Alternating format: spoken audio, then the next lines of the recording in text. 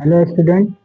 आज जो है हम क्लास 12th के फिजिक्स का दूसरा पार्ट जो है लेकर के आपके सामने आए हैं, जिसमें आज हम जो है टॉपिक जो इंक्लूड किए हैं वो है कूलॉम के नियम एवं सीमाएं, और जो है विद्युत क्षेत्र और विद्युत क्षेत्र की तीव्रता, बिंदु आवेश के कारण विद्युत तीव्रता का व्यंजक, और जो है लास्ट में हम देखेंगे विद्युत क्षेत्र रेखाएं।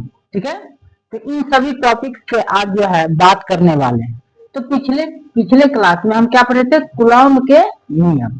तो कूलॉम का नियम क्या बोलता था कि जो है कि जब दो आवेश को एक दूसरे से कुछ दूरियों पर रखी जाती है तो उन दोनों के बीच बल लगता है। क्या लगता है?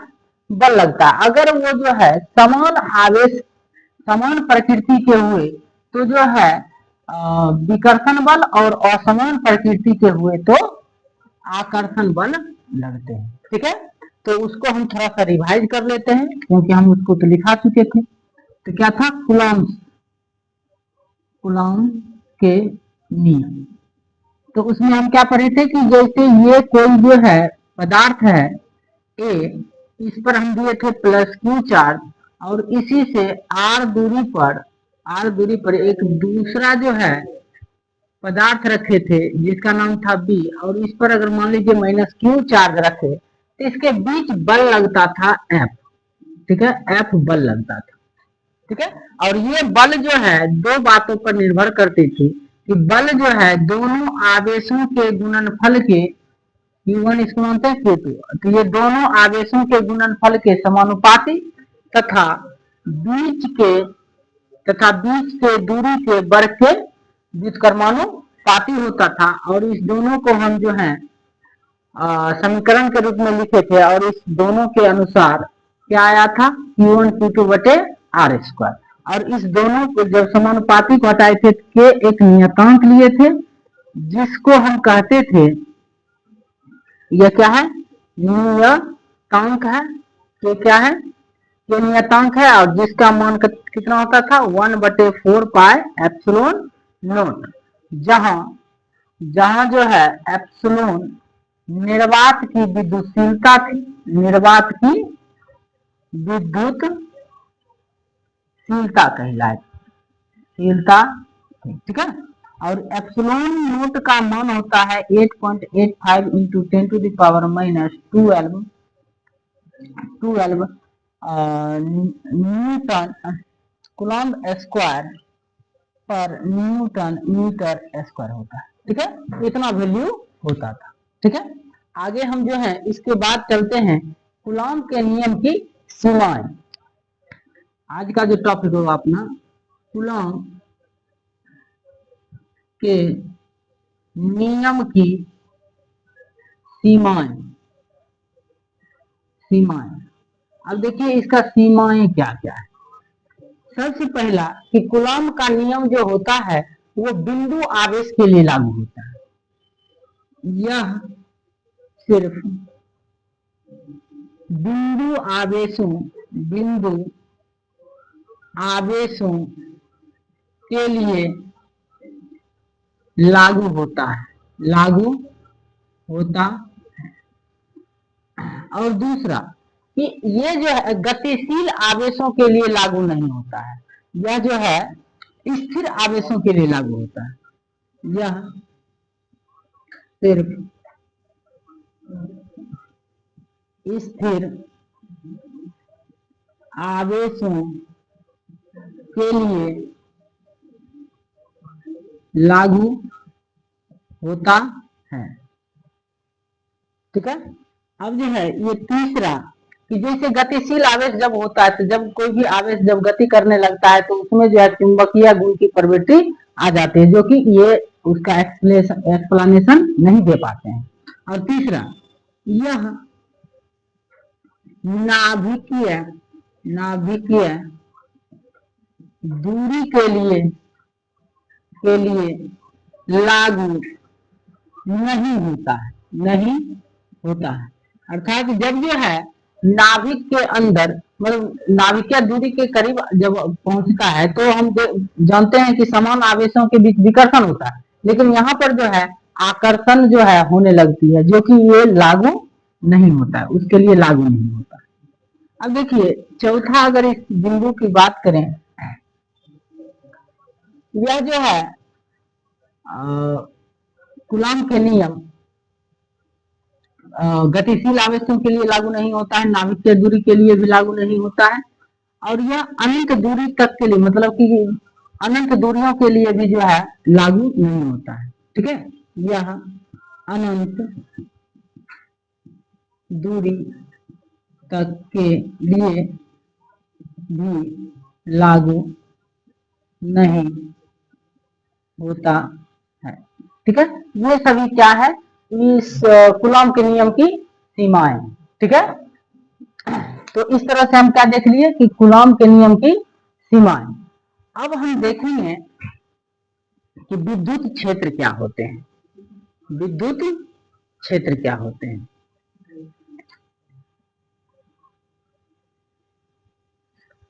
विद्युत क्षेत्र क्या होते हैं? तो यहां पर जो है हम देखते हैं विद्युत क्षेत्र, जिसको कहते हैं इलेक्ट्रिक फील्ड।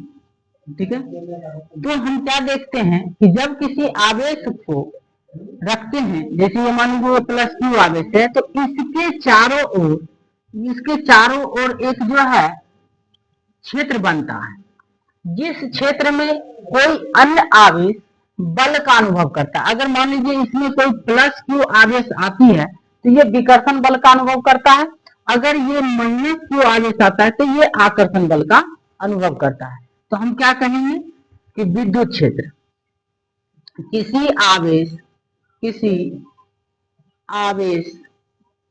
के चारों ओर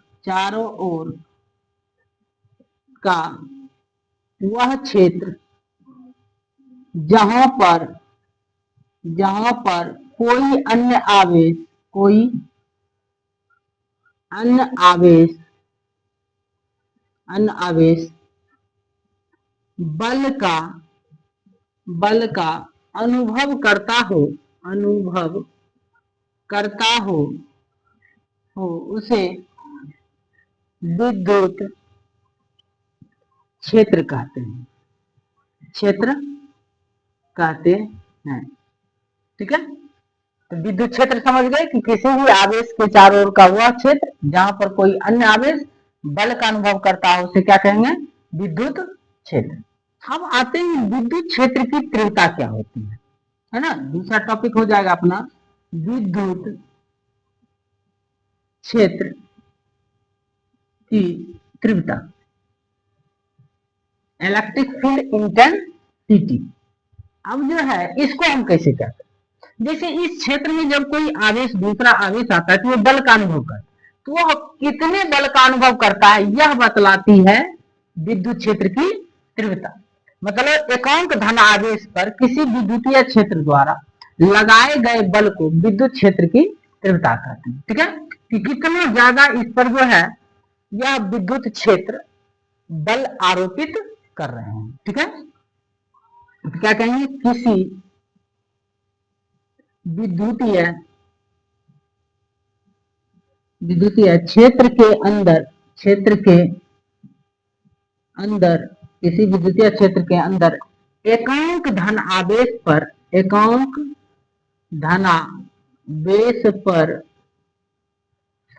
लगने वाले बल को विद्युत तीव्रता कहते हैं। इसे ई द्वारा सूचित किया जाता है।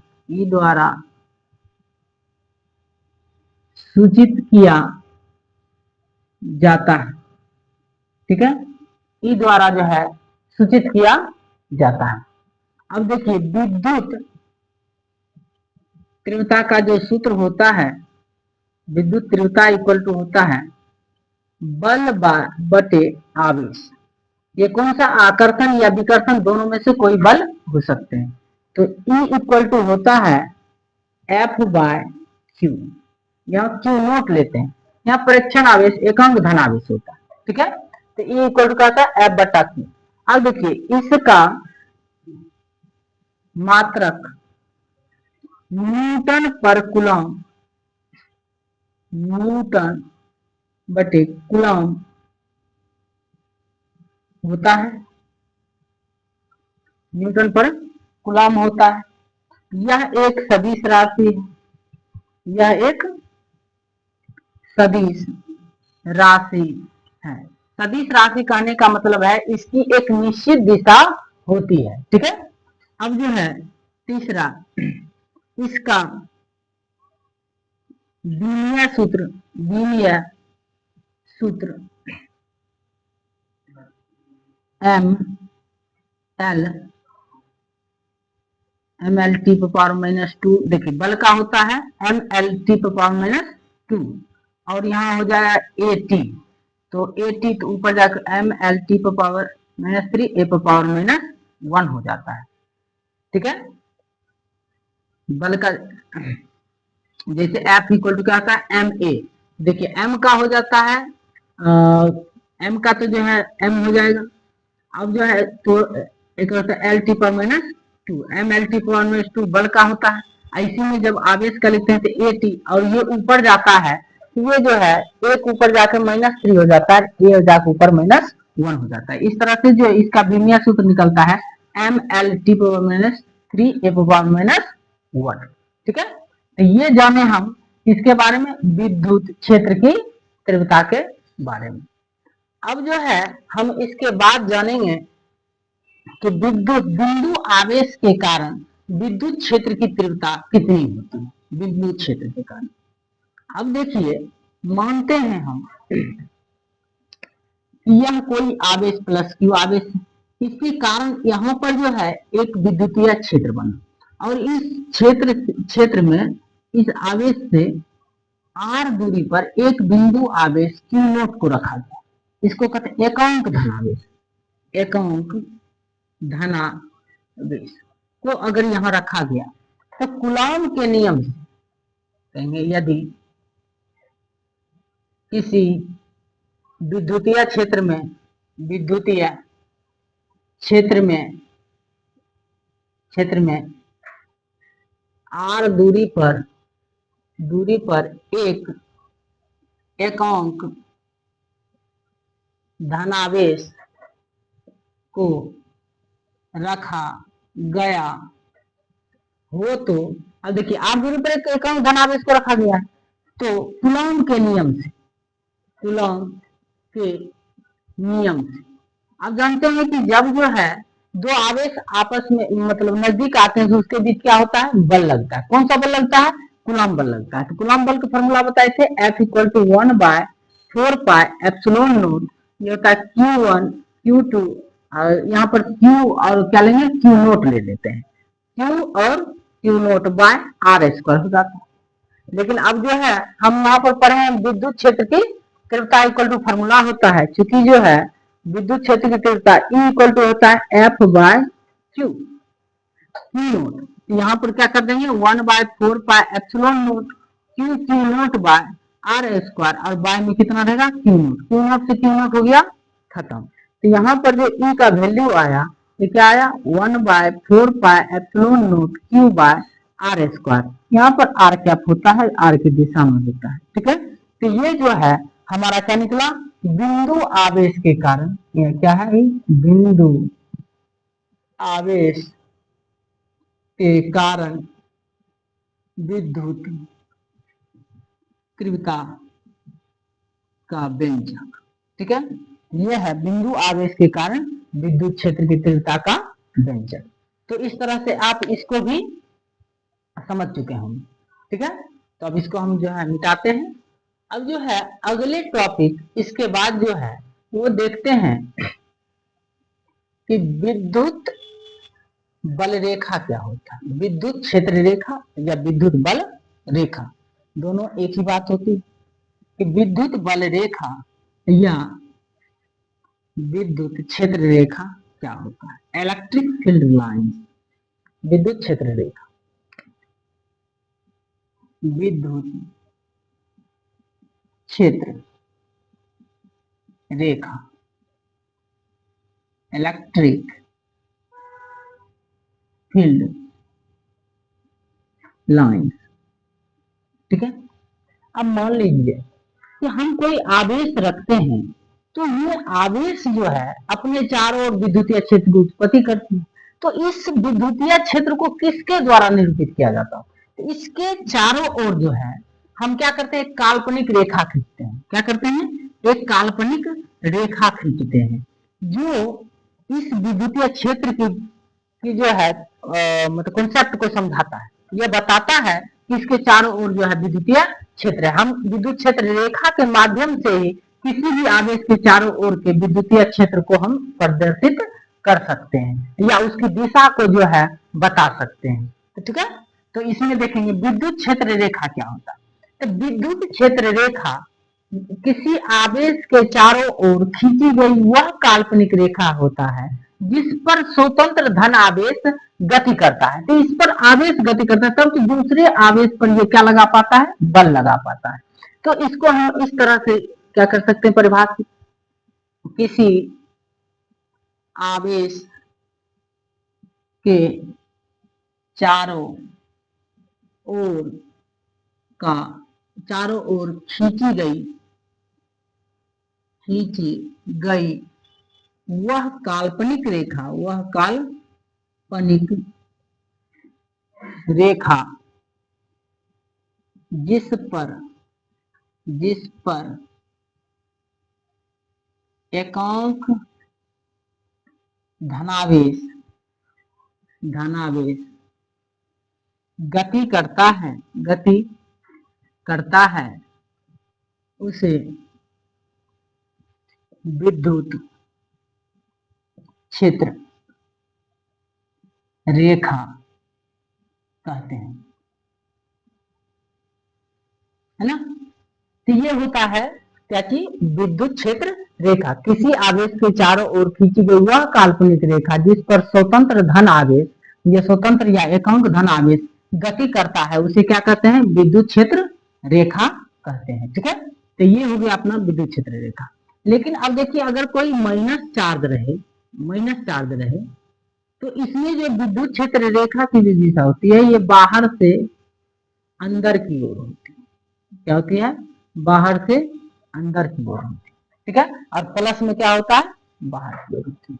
तो इसके देखो विद्युत क्षेत्र रेखा के गुण देख लेते हैं। विद्युत क्षेत्र रेखा के गुण अब हम देखेंगे विद्युत क्षेत्र रेखा के गुण। देखिए पहला गुण होता है इसमें क्या, इसका होता है कि विद्युत क्षेत्र रेखा धनावेश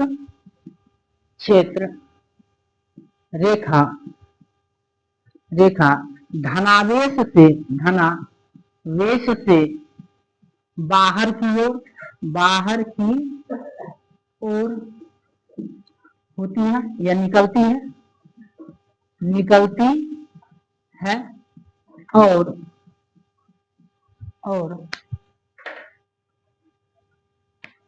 ऋणावेश से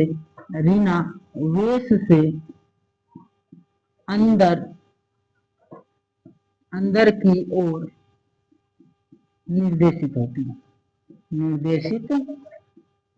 है। ये हो गया आपका पहला गुण कि विद्युत क्षेत्र रेखा धनावेश से बाहर की ओर और ऋणावेश में अंदर की ओर जो है निर्देशित होती है। दूसरा, विद्युत क्षेत्र रेखा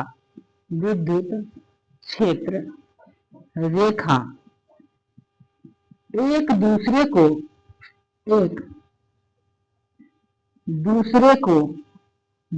को कभी नहीं काटती है